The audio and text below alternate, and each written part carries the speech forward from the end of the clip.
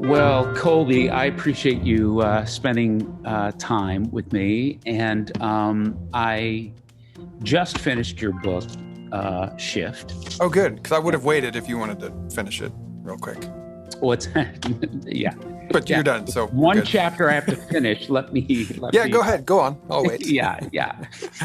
And then, of course, this great book.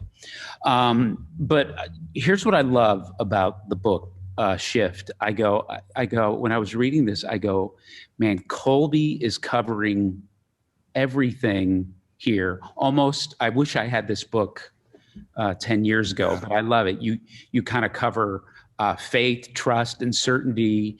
You have this great chapter on tools for surviving a faith shift, which is great. And then you don't shy away from the biggies. You go after who is God, who is Jesus, what is the Bible. I don't know if I should have done it, but yes, I did. Yes. And I'm going, oh my gosh, and the book's not even half done. Yeah. And you go after the big ones, which of course, in evolving Christianity, those are the biggies. But what I love is you hit all of those biggies, it's you inevitably circle back to how this affects us relationally, our relationship with God, our relationship with others, and how that even impacts our relationship with ourselves and our esteem and our worth. And I just go, wow, he covered it. It's funny. I found myself laughing. And I told you this earlier. What I loved about the humor of the book, the topic is always serious, but I think it gives a great example of, hey, we can laugh. I wish I laughed more when I was when I was a conservative Christian. I wish I laughed more. But even when I was going through my deconstruction, did you laugh a lot when you were going through your? I'm laughing at the thought of, did I laugh? That's so meta. Yes. Okay. So first of all, thank you for having me. This was really good. It's great to be with you, Pastor David. Do you go by David or Dave or Davey? David. Yeah, David. I've never been a Dave. No, I respect that. And I don't go by Pastor. Yeah, just David. Yeah, David. All right. Lord David is what we've landed on. Okay, good. Oh, David. David is good. And the rest of the Sparrow Day community, hi. So good to be with you. I'm out here in San Diego, and I hear that they called Nashville the San Diego of the middle of the country. So yeah, so well done. Is that right? I've never heard that. I made that up on the spot. Okay. It's just, they're both good cities. I love yours. Yes. Did I laugh much? So I had different iterations of this extraction from the evangelical heritage from which I grew up. Different moments, I think, that I can look back and kind of define. Oh yeah, that's when that tentacle got pulled off. That's when that chain got broken. That's when that door, which was always unlocked from the inside, I finally realized, I could just push the gate on. And I remember these moments of discovering this lightness, because that's kind of what you're noticing. That's kind of what you're naming, right? Is this sense of not taking ourselves too seriously. I take what I do very seriously, and by what I do, I mean helping people to find wholeness and healing and liberation, whether it's through disentangling bad theological ideas or helping normalize, like I did with the shift, normalize. Yeah, this experience is really freaking hard. It's not hard because you're doing it wrong. It's just really hard. So take some comfort in that. So I take what I do very seriously, but I try to take myself not all that. I try to take a lightness to it. And I'm with you. I don't know that was always the case. Back in our really rooted evangelical selves, David, I'm sure you were the same way. There was just a very I have to be right all the time, which is a super heavy weight to bear. And I have to project to the world this confidence, this certainty, which also is super heavy. So yeah, the idea of laughter and lightness felt sort of almost antithetical to those goals. Right. Before, I don't know if anybody knows this, but when I graduated from high school, I was voted class clown.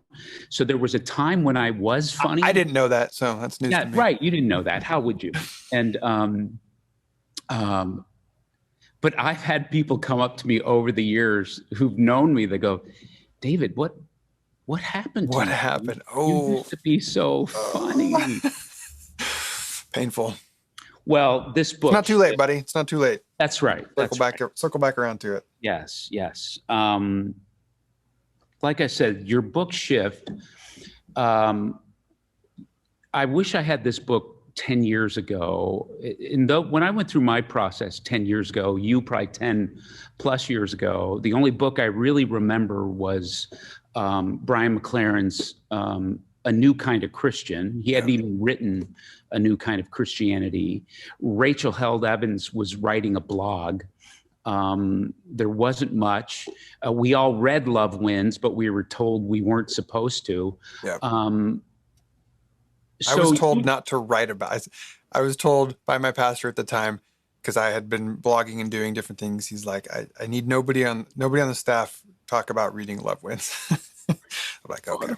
Yeah, and I read and I go, and I'd watch those Numa films with Rob. And yeah, can I tell you what I did? I was a bit of a so that was like 2010, 2011 when Love Wins came out. Yeah. And that was right around the time where I was like, I had now for at least like 3 or 4 years at that point just felt like I am in the wrong place. My internal world is not matching my external world. This is getting real uncomfortable. And so then when Love Wins came out and my pastor / boss said, don't tell people you're reading that or don't write about that.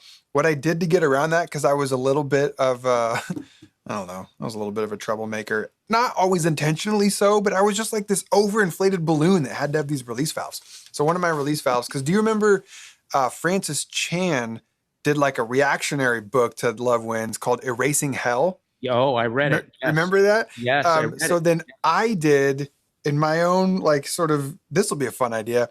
I wrote an interview. Oh, what was the premise was like an interview with Satan where the book was Erasing Love, Hell Wins. Title of his book was Erasing Love, Hell Wins. And I did like this faux interview with Satan.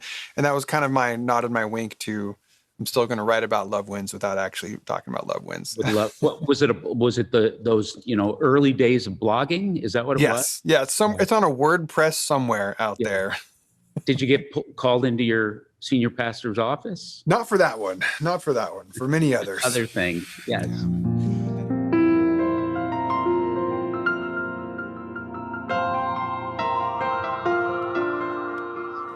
Anyway, well, sorry for the tangent. So you and I didn't have a book like this. That's right. So tell me about Shift. Why did you write the book? Yeah, I wrote it because I had been noticing these common trends over the last 6-8 years as I've been ministering in this space with people who I identify as progressive Christian. They may or may not take that term for themselves, but the point is over the last, half a decade or whatever, I've been interacting with and meeting and helping people go through this process of either having left conservative Christianity or being kicked out of, which is the case for many people, and finding themselves on a journey towards something that, I don't know, is more open, inclusive, progressive, and still has this tether to Christianity in some way. And what I found is that journey, that experience, there's a lot of commonalities that show up for people. Like even though everybody's experience is unique, also there's some universal experiences in that. And so what I noticed is that if there's any way that I could write, the original concept for the book was a survival guide for becoming a progressive Christian. And so why did I write the book? I wrote the book, I said it a minute ago, to try to normalize for people, first of all, that, the fact that you feel lonely isn't because you're doing it wrong. It's just, this is a lonely journey. The fact that you are struggling with a lot of anger and resentment towards your previous maybe family of origin or previous church community, that doesn't mean you're doing it wrong. It's just, that makes a lot of sense. Of course you would be resentful and bitter and angry.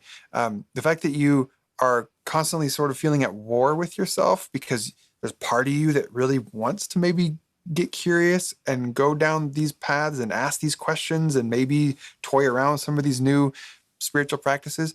And yet there's this old part of you that immediately comes online, says, no, you can't. That's scary. That threatens your standing with God. Like those sort of, what I noticed is that we were all in our own ways experiencing versions of that.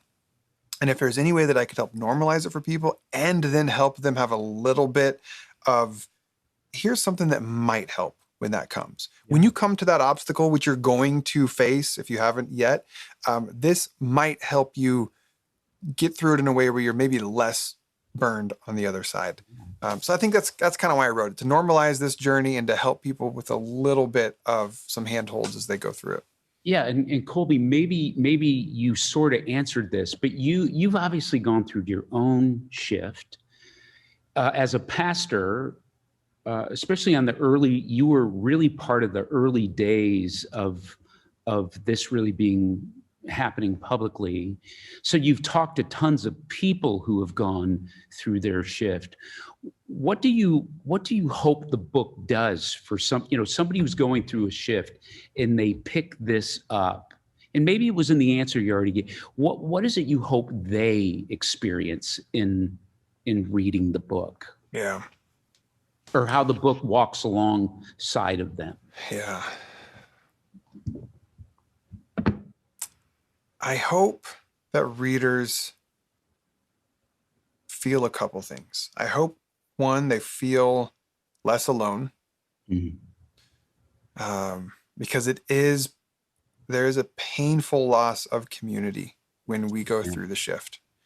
And I know we live in a super connected world with social media, even though it's a type of connection, which is not nothing, but it's also a weird sort of connection. So I know people can find groups online and Facebook groups, and that's helpful. But I hope that people feel a little less alone, just to be like, oh yeah, there are other people that have gone through this shift or going through it at the same time. And like I said a minute ago, you're not doing it wrong. It's just, this is how this unfolds. And I hope I give them some permission to keep going, to not bail. And if they need to bail, that's fine. By the way, if anybody needs to, if they start going down this path towards what I call progressive Christianity, and it just gets too scary, too hard, too fast, and they need to hit pause, or they may even need to retreat a little bit. Like, look, I have looked at my life and the trajectory that I've gone on, and I have just come to the conclusion that I had very little to do with it. I had at some point along the way, I just throw my hands up and be like, grace, I don't know. Yeah. Spirit was with me, was ahead of me, calling me forward, was behind me, pushing me ahead. I don't understand my journey. So why would I presume that someone else's journey, like I would have any sort of say over or influence over? So if they need to go backward, that's fine. But permission to keep going if you want. And then I think also just this sort of pastoral hug, like, it's okay. It's okay to feel angry. It's okay to feel scared. It's okay to feel all the things that you're feeling. And this is some of the stuff that helped me, but I'm not going to presume it's going to be, this isn't prescriptive. This isn't how to deconstruct. I did not want to write a manual for how to deconstruct, because I wouldn't even know how you would do that. Everybody's journey is unique. I didn't want to write a manual for what it means to be a progressive Christian, because that's just diverse by virtue of the values of progressivism. What I wanted to do was just help people in this journey, kind of just give them a hug. Yeah. And let them know I'm with you. And I think I'm glad you said that. This is not a manual on how to deconstruct, because that's everything from mysterious, as you and I were talking early. It's not like you wake up one morning and decide to deconstruct. This is something that happens. But talk a little more. A moment ago, you mentioned the word permission. And I think this is an idea that isn't talked about enough, or this feeling, this collide with this lack of permission we don't give ourselves. Could you talk a little more about that experience? Sure. Permission? Yeah. For those of us who have a background in some version of Christian fundamentalism or even just evangelical context, we in a system of expectation around what you could sort of behave and believe. And it was just sort of a top-down hierarchy of here's what it means to be a Christian, which is really what they're really saying is here's what it means to be an evangelical Christian. And they've just decided that they've sort of got the monopoly on it, which I don't even mean to other them that much, because I think we all can find ourselves, like all sort of major branches of Christianity, I imagine, would think theirs is the best. Otherwise, they probably wouldn't be in it anymore. But there's this expectation of here's what you believe and here's how you behave. And if you violate either of these, then you are outside the flock. We'll take away your credentials as an evangelical. And so but it goes even deeper than that, David, because it's not just you're outside of the fold, it's your very status with God is in jeopardy if you cease to believe these things or cease to behave within these parameters. And this is the thing that if something's going to get me worked up and fired up, it's going to be the insistence that what God cares most, what the creator of everything cares most about is what you and I think. Like, think about that for a minute. We have somehow decided that the thing that matters most to God are ideas, are beliefs that we hold.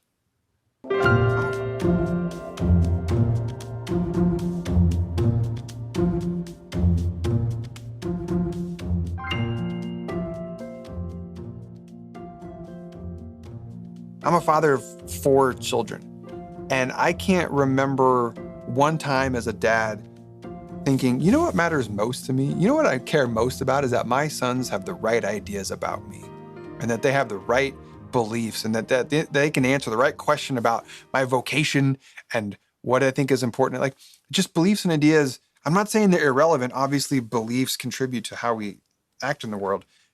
But this idea that what God cares most about is our beliefs, I think is fundamentally flawed in all sorts of ways. And I think Jesus backs me up on this through all of his teachings and all of the way that he lived his life. So back to your permission question. One of the stories I love most in the Gospels is when Jesus is sort of having this, I see it as a very real human check-in moment with the people that knew him best, where might even say Jesus was having some sort of identity crisis, like, who am I? And so he turns to his friends, he's like, hey, who do people say that I am? And they're like, some people say you're Elijah come back from the dead, you're John the Baptist come back from the dead. Basically, people think you are a dead prophet who's come back to life. Okay. Jesus says, well, what about you guys? Who do you say that I am? Like, I don't know about you, David, but I have often needed to check in with the people closest to me to like reflect back to me myself so that I can understand me better. And I often wonder if that's what Jesus was doing a bit. And Peter says to him, I think you're the Messiah. I think you're the Christ. Which is a shorthand way of saying, I think you are the long-awaited prophet that we have been anticipating for centuries, the one who's going to liberate us and set us free from a Roman oppression. I think that's you. I think you might actually be the one. And Jesus' response, and this is to answer your question about permission, Jesus' response was, blessed are you, Simon, for no one has told you this. But you have, and here's my interpretation of it, but you have discerned it to be true through God who is within you. Jesus said, my Father in heaven revealed it to you, but there's really in my mind, there's no difference between the Father revealing it from heaven versus us intuiting it from, like, they're one and the same is the point. There's nobody believes that God was like, hey, Peter, hey, I got something to tell you. Like, no, it happened from the inside out, right? Blessed are you, Simon, for no one. It's almost as though Jesus was privileging this idea of us hearing the voice of truth from within and having permission to trust that can be true. So within the evangelical world, you don't get to listen to the inner voice. You don't get to discern that God might be speaking to you from within. Certainly not if it has anything that might be deemed as contrary to the evangelical set of behaviors and beliefs. So for me, giving permission to people is permission to say, you know what, maybe you know the answer deep within, Maybe you do. Maybe you can sit and listen and trust, and stop letting that verse that the heart is deceitful and wicked stop letting that be this oppressive voice that says you can't ever trust your feelings or your voice. Sure, some of your feelings can't be trusted, 100%. Yeah, some of the things that you might think are totally wonky, yeah, that's true. And some of what you might know deep in your soul to be true is true and is good, and it's okay to listen to that. Mm-hmm. Yeah, that is good. No, learning to trust that inner voice, right? And especially in conservative realms, we were always told that side of us is bad. That's right. But I think you're right. When that awoken in my experience, and then just talking to others, right? When you can begin to go, no, that inner voice is actually true, versus this other truth. Here, one of the things we'll say here at Sparrow Day is what's true is better than truth. True is better than truth. And so, no, I think, yeah, and we need that permission, right? It's just because it hasn't been ingrained in us. Colby, this starts with, you're not just some pastor sitting in a study talking about the theology or even someone else's experience of a faith shift, a faith evolvement. You went through it yourself, and it's something that happened to you. You experienced all the disorder, all the fear, all the loss. So I think I want to ask you 3 kind of questions about that. When you were full on in the mess of that, and by the way, Colby, I'll add this at least to my wonderment. It's not like this is then said and done. In 10 years, we might go through another shift of. I'm assuming so, yes. But in the context of this, when you were in the full throes of that, what was most important to you during that time? 2, what hurt you the most? What was hurtful the most? And then I guess the third one would be, how then have you reordered this whole, where Rohr talks about, uses the 3 words of order, then the order falls apart into disorder, but we can't live in disorder forever. Then there has to be this remaking, this reorder. So what was the most important to you? What hurt and broke your heart? Oh, here's my third question. No, what would you, and we can't, what do you wish you could have done differently in that? Yeah.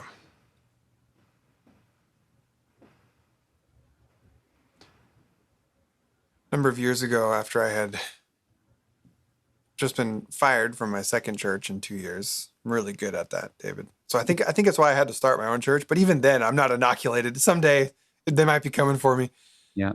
I was sitting with the spiritual director, and he was walking me through this exercise of mapping out, looking back on my life and thinking about some of the major turning points and the major pivot moments. And at one point he sort of leaned back in his seat at the coffee shop and he goes, it looks to me like integrity is really important to you. And I thought he just meant at the time, like, sort of the common vernacular usage of integrity, like just making sure that that you're a good person who does good things in secret as well as in public, that sort of thing. And he said, no, I don't mean integrity in that way. I mean integrity in terms of integrated, being aligned. Alignment seems really important to you. And he pointed out how at various points in my life, when I was out of alignment, that was oftentimes the most painful seasons for me. And so to answer your question, what was most important going through this was finding that alignment, finding whatever the outcome was. So for me, and I referenced it a minute ago, for me, I was in a context where externally I was a worship and arts pastor at a large evangelical megachurch, and things were going well, and I sort of had to fall in line with this evangelical setup. But internally, I had shifted quite a ways from the Baptist theology that I had been trained in. And it was starting to take its toll on me. So I had to, what was important to me was getting my internal world, my external world aligned, regardless of what that might mean for my life, regardless of what that might mean for my paycheck, for my vocation, for my relationships. I knew that I wasn't going to last as a human continuing to be disintegrated, continuing to be that far out of alignment from what I believe is a biblical definition, if I can be so bold as to use that word that I don't use very often. But the Greek word sozo, as I'm sure you know, David, is most often translated as salvation in the New Testament. Sure, salvation is a fine way to translate sozo. It's not the only, and it might have so much baggage at this point that it might not be the best way to think of sozo. Sozo can also mean whole or complete. And I was so far from feeling whole or complete. Yeah. So what was most important to me was getting integrated at all costs. Is to make sure that my internal world and my external world were lined up no matter the cost. Colby, let me ask something about that, though. Yeah. Which I totally agree. Is that something you can muster? Is that something you can try at? Because I remember and you do so well in Unclobber, you lay out well you talk about the misalignment, and you talk about that well. As I was going through that, my word for it when I was going through this, and it was with my therapist saying, David, you're living incongruent. Yeah. Yeah. So, which I agreed with, going, I've got to get this alignment. I've got to get this congruency together. But is that something that is there a patient process in that? Can we hop on one foot and twirl around and suddenly make that happen? Talk about that. Because I agree with you, but then there's the journey there, right? Yes, it is such a great question. Is that something that we can sort of strap on our boots and make happen? And I'll respond to a couple of things that come up right away. First is, I would say most of the time, no. Most of the time, I think what helps people move along towards alignment and finding wholeness is something externally collapsing upon them and sort of forcing their hand to find alignment. In the recovery world, they talk about hitting rock bottom. Sometimes you got to hit rock bottom so that you can start putting life back together again. Yes. And is the bottom yet? Have you? I know, right? Yeah. So I think that for many, many people, it's almost like, you're going to need some inciting incident to happen to kind of give you the freedom, the space, the possibility. Maybe you have to get fired so that you're no longer paid for what you believe, so that you can practice a new way of believing.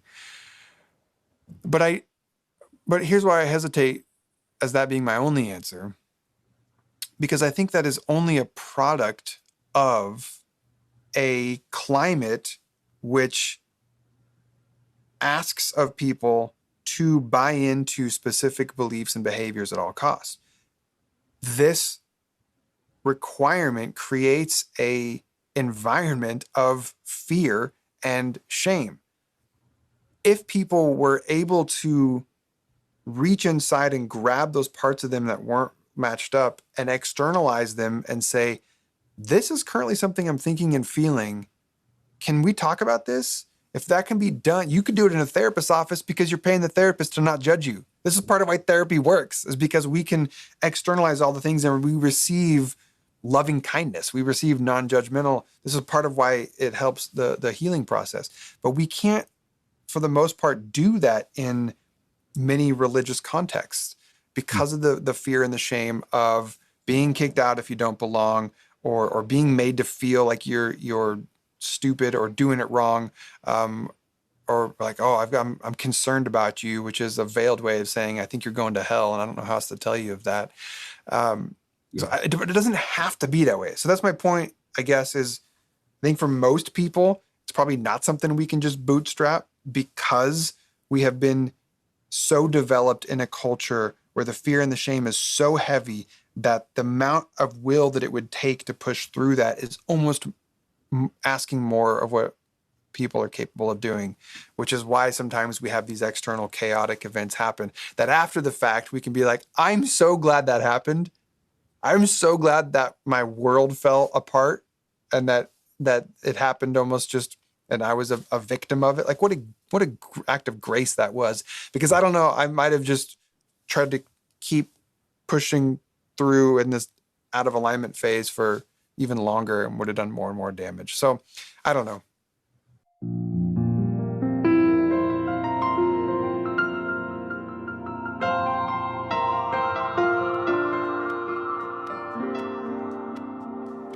So, Colby, what,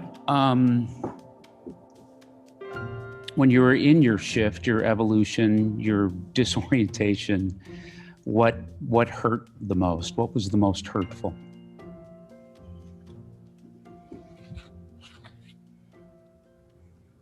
I think two things on that. I've always prided myself in being smart and well-read and logical and reasonable. And in the evangelical world, that was well received and people really appreciated that. Then when I was shifting away from that world, it hurt the number of times that people, I guess, and it really probably just hurts my pride more than anything else. I'd like to think that the next time around, or if this happens again, it really, it won't hurt as bad. But back then it hurt that people thought that I hadn't done my research, that I just hadn't read this Bible verse, or that I wasn't moving away from some of these beliefs that I'd held for so long as a result of diving further into the Bible, which is, I'm sure you can relate, super frustrating when people think that, that if you take, for me, if I take the Bible more seriously, the deeper I dug into it, the more that I sort of found the really, the limitations and the smallness of a lot of sort of my old thoughts and beliefs. And so that really hurt. That sort of hurt my intellectual pride of like, come on, like I know this stuff. I know that verse, and it's just, it doesn't say what you think. Anyway, so that hurt. But then I think the where it got me in the heart was in a similar way, but people were thinking that I was abandoning my love of Jesus, or turning my back on God, or just wanting to fit in with culture more. And so then that was like calling into direct question my character, my sense of my perception of who I am, which is a relatively good guy who tries to do his best. And now you're sort of the sense that I'm not that. So that hurt. I guess that hurt is for people to question my character and question my commitment to pursuing, I don't know, what felt most good and true and right. Mm-hmm. So, like I said, as I say it out loud, I'm like, oh, what a sweet little Colby who was hurt by those things. Whereas now I'd like to think more, that's fine if you don't understand me or you think I'm like, but back then that did hurt. No, I relate. It's always, the deepest hurt is always relational, isn't it? And as the people we love collides with the essence of who we are, especially if the essence of who we are, the trueness of who we are is awakening, like we're experiencing birth and rebirth, and someone who loves you is saying that must all be counterfeit. Yeah.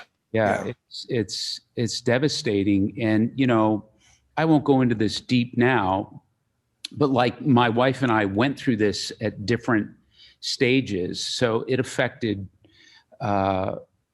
our marriage had to weather this. Yeah. I'm sure as being a pastor, you've talked to, it's happening on one side of one spouse is experiencing it, but That's the right. other spouse isn't experiencing it. The father-in-law is a conservative pastor, and the son-in-law is deconstructing, and the spouse feels that, right? Or the rejection of family, or saying strong things like unbiblical or apostate, right? Yeah. Those things are devastating. Colby, would you, and we can't, but we do have people listening to us who are going through it. Would you have done some things differently? Or could you even have done things? I don't know if I could, but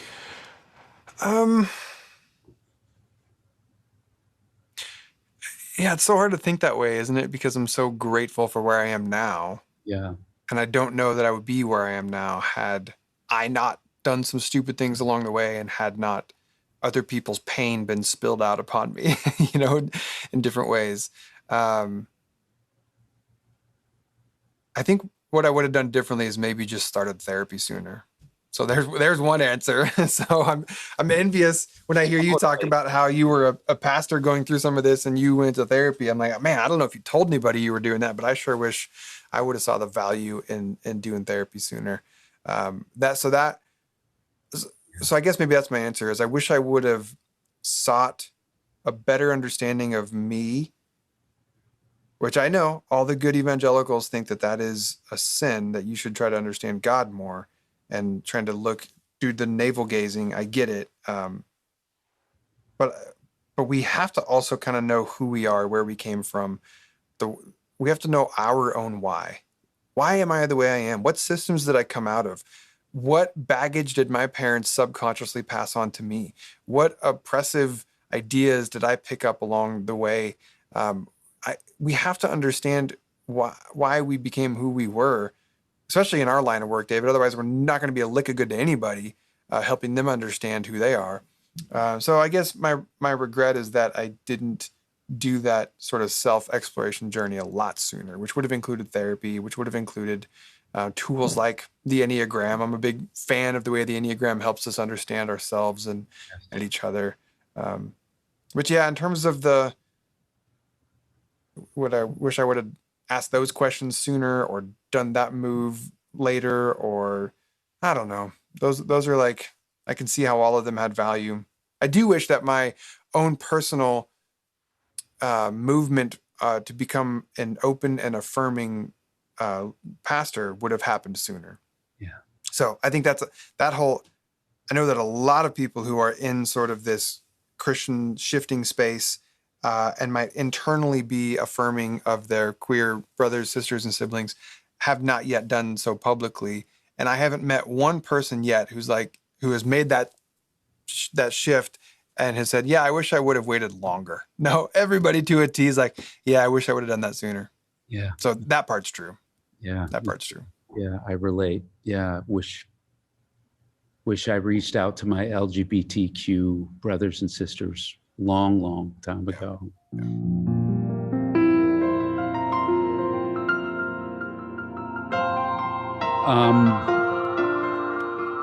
Well, can I ask you some quick one-offs that I may use separate? Sounds good. As you can tell, I'm really good at quick answers. No, my life motto, David, is why use 10 words when 50 will do. So I just are you a 7? What are you? I'm a 3. I'm a type 3. Okay. Okay. Yeah, let me ask you some one-offs, and then maybe some more soundbitey things. But expound how you wish.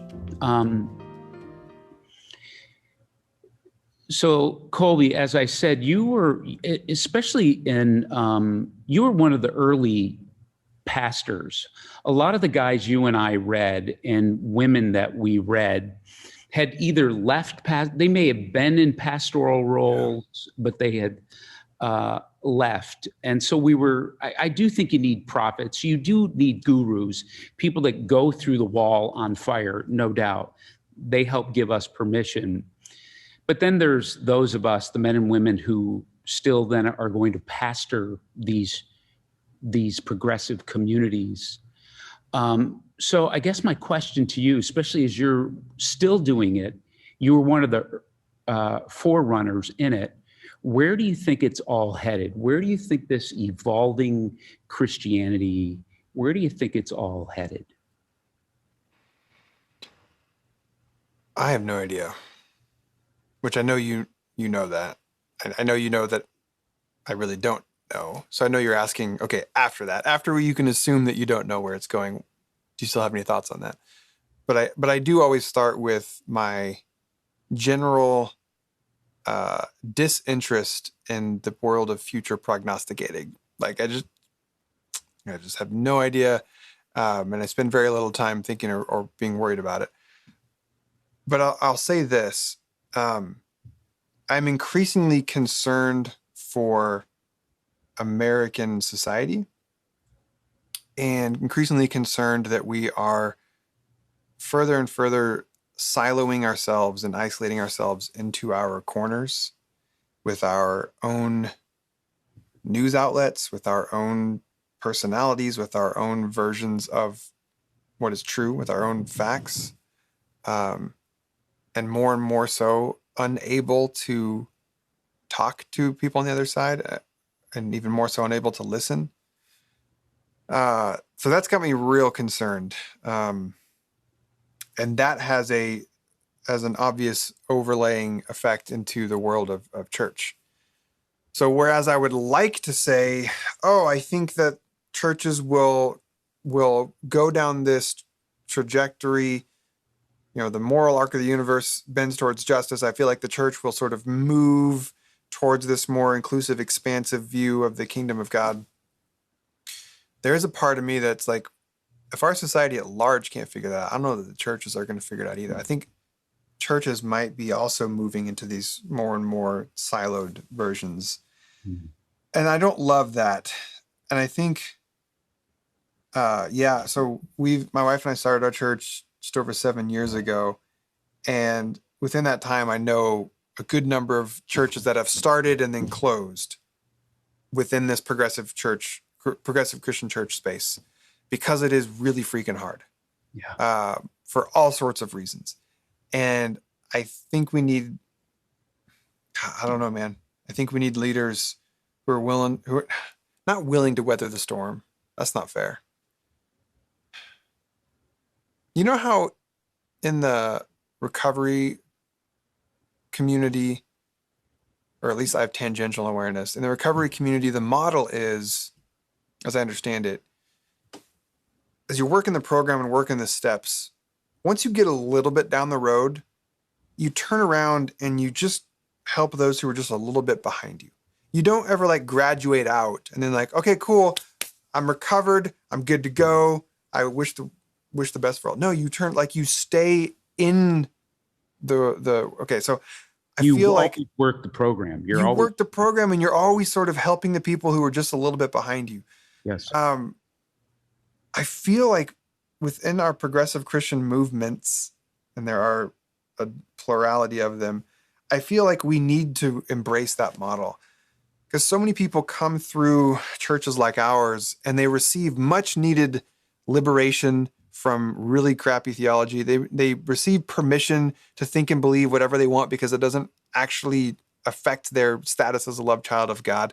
And they get messages like, you know what? You don't actually have to go to church. Did you know that? You don't have to.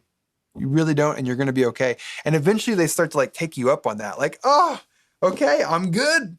Thank you. Thanks for the year of safe landing place that you provided for me. I think I'm out. And I don't begrudge that. I think that's totally fine.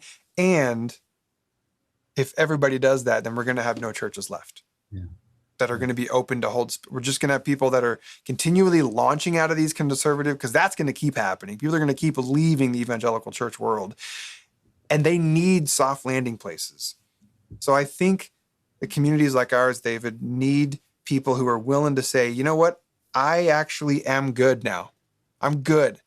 I know that I don't need to go to church, but I want to stick around and invest in this community to ensure that those who are behind me will have the same chance at healing and wholeness that I did. That's what we need. So if the progressive church is going to have any hope for the future, we need people who have found that liberation and that freedom, and then see the value in making sure that other people get to have that same experience. Not just being like, I'm good, I'm out. I don't want to go to church anymore. I'm kind of over the whole thing.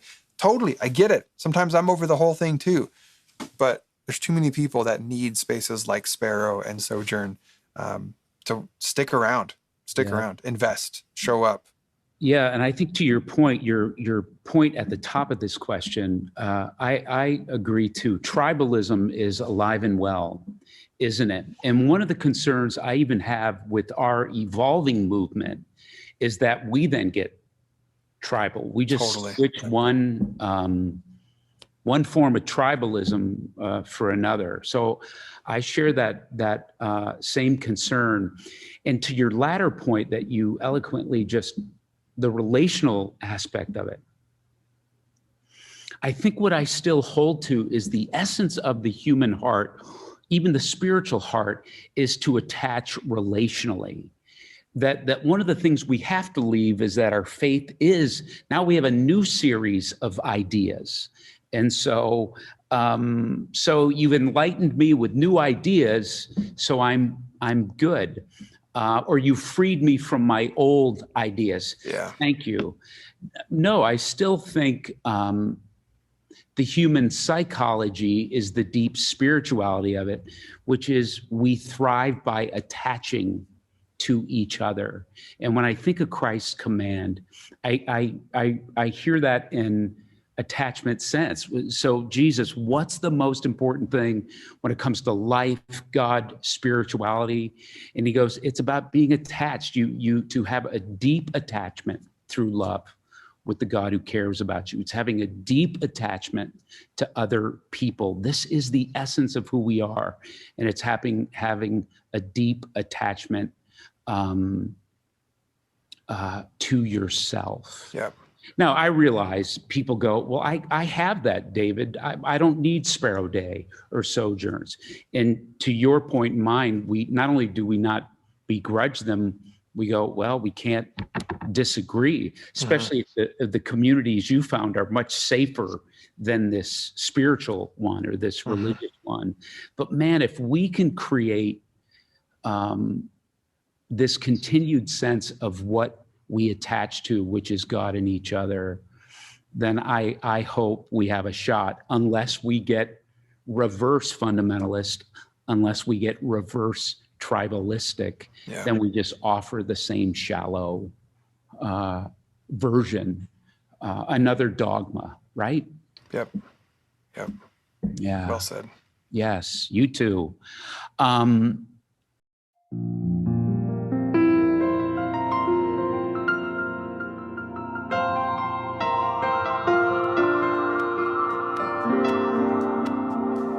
Here's another one. Yeah, because I was so quick with the last one. No, you were great. Colby, the role of the Bible and our evolving, shifting, progressive faith. Where do you think we're headed with the Bible? What do you think the role of the Bible will be, or what do you think the role of the Bible needs to be? I think the Bible's a freaking miraculous document. I mean, it has transcended so many cultures and times in history. I mean, it's really is a miracle that we have it. Yes. It's gone through a lot. And so I think have it, right? Yes. And so I think there's really, I think it's fine. It'll be fine. It can withstand all of our scrutiny. It can withstand all of our questions. It can withstand all of our doubts. It can withstand all of the seasons of our lives where we want nothing to do with it. It's fine. The Bible's going to be fine. I would encourage people to relax a little bit around the Bible and not be so tightly wound with thinking that it is this lightning rod of perfection that if you dare try to bend it or push it or ask any questions of it, then the whole thing will combust on you. No, it's fine. You're fine. It has been poked and prodded for millennia, and it is fine. It has been understood differently and interpreted differently and practiced differently by those who all fall within the umbrella of Christianity for a really long time. There is not one, contrary to conversations that you and I probably have with people, there is not one way to understand the Bible that has like just this stream, this straight line from like Jesus to us today, this unbroken way. No, just hard pass on that thinking. Go back to any of the early church fathers, and just within decades of the early church movement, you have disagreements on how to understand things. All of that has been part of it. It all belongs. It's all fine. So I love it. The Bible's a miraculous document. I find it to be endlessly fascinating that it exists, that it has transcended all this time, and that it contains this wealth of wisdom and insight into humans who have wrestled with some of life's most pressing deep questions. Why are we here? Where did this all come from? What is the point of life? We have a pretty cool library of some really good answers to that in the Bible. We have people really intuiting and discerning and learning and discovering what it means to be a human and who God is and who God is in relation to us and how we relate to others. I think the Bible is almost unmatched in its wisdom in that way. So I love the Bible. Go ahead. I was going to say, and I think it makes a whole lot of sense that a lot of people want nothing to do with the Bible. Yeah. Because the Bible has been used as this oppressive tool of control and power and manipulation and shame. And when you have been at the receiving end of that sort of harm, I'm not going to ask you to go back to it. I'm going to be like, oh, I know this thing wounded you for 4 decades of your life by making you feel like just who you were is an abomination. But now that I've done a bit of jujitsu with the Hebrew, like you see that it's not actually says what it says. So you're good now, right? Right? You're good? Like, no, probably not. And maybe never. And I just say, yeah, that makes a whole lot of sense. And you probably already answered this, but as someone goes through their process, is it okay to set it down? Yeah, it's not just okay. It's like there are times where I have pastorally advised people, stop reading your Bible. Yeah. Stop reading your Bible because your body needs time to heal from these messages. Your brain needs time to a space to allow words to be said and not be immediately triggered into, like, I remember a couple of years ago, I gave a sermon about grace, and there was a gal afterwards who emailed me and said, I loved that sermon, but every time you just said the word grace, it just, like my heart rate just jumped because that word had been so used to tell me like what I was supposed to do in my marriage. You just got to give grace, that now whenever I hear that, I just think, oh, some other religious person is telling me I have to endlessly allow myself to be this punching bag, and that's grace. Yeah, that totally, like, your body, your brain needs time to heal from many of these messages, and your spirituality may be improved by walking away from the Bible. Well said, Colby. Yes, yes, yes.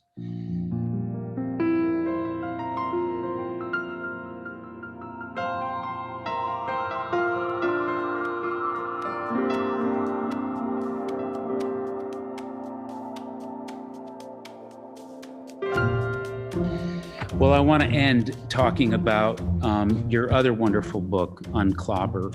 And we probably should do a whole segment on this at some point. But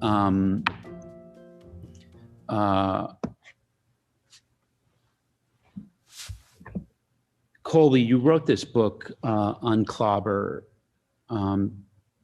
talking about what we know in our pastoral ministerial work, the 6 clobber verses. And I love how in this book, in your even chapters, you deal with the theology of it, and in your odd chapters, you deal with the story of it. what would you say? What do you, as this whole shift is happening, this whole evolution in 21st century Christianity is happening, what do you want our LGBTQ brothers and sisters to know? What do you want them to know, embrace, hold on to, let go of?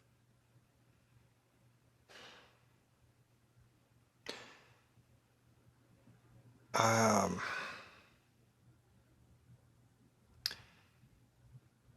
hope they can hear me when I say how sorry I am. I hope you hear me when I invite you, if you would like to hear what I'm saying, which is I'm sorry. It's not fair. It's not fair that you were given these messages. It's not fair that you were told this right alongside the moments in your life when you were told things that are true about the world, like 2 + 2 = 4, and the earth rotates around the sun. All these things that you were told is true. Your brain also was told that it's true that gay people are sinners, or that to be in a relationship with someone of the same sex is an abomination. And your sweet little brain would have no way of knowing to hold these two truths differently. It just all got bundled together in this one category of this one box in your brain titled things that are true. And so now you might be 16, you might be 30, you might be 57 years old, and you're still trying to disentangle those early messages. And of course you are, because those were given to you at a young age. And I'm sorry that our religion has so focused on this and has decided that it is the thing that decides whether people are saved or not. I'm so sorry that it's become this hyper focused issue where you've been layered with shame and guilt in ways that you just did not deserve. And I'm sorry. It wasn't okay. It's not okay. You are loved. You are loved just as you are, by me, by David, and I believe there's not the list of things that I stake my flag in the ground and say I believe this about God to be 100% true. That list has grown shorter over the years. But one flag that I will never take out of the ground is I believe that God loves you. You are God's child, just as you are. And I'm sorry that you were ever told anything different.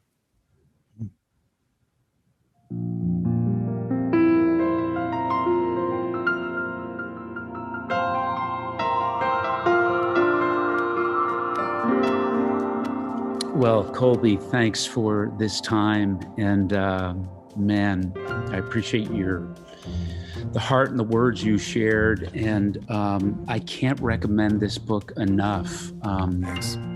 Yeah, I think anybody going through any kind of faith disorientation, a shift in their faith,